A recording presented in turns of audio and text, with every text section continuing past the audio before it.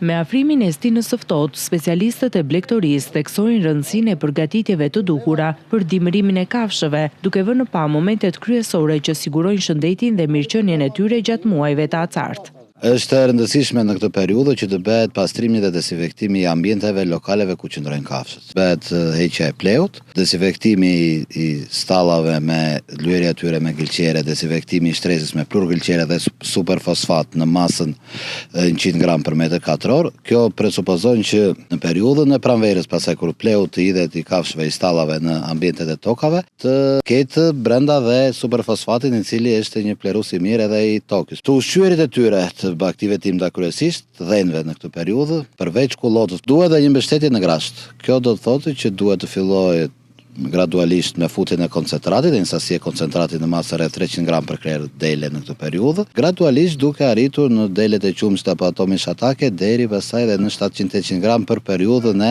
pjelljeve apo të barsëmërisë së vonët. Me rëndësi është dhe vaksinimi i krerëve që mbashtohen. Jemi në gjysmën e dytë të barsëmërisë tek delet. Nga ana veterinare duhet të kryer vaksina kundër paratifoklamidozës, janë dy sëmundje të cilat shkaktojnë një dështim enzotik. Kjo vaksinë bën të mundur parambrojtjen e këtyre kafshëve për të mos patur humbje dhe për të patur një efektivitet sa të mirë ekonomiko-financiar nga marrja e qingjave dhe marrëvajtjen mbas mbashtimit të tufës në tërësi.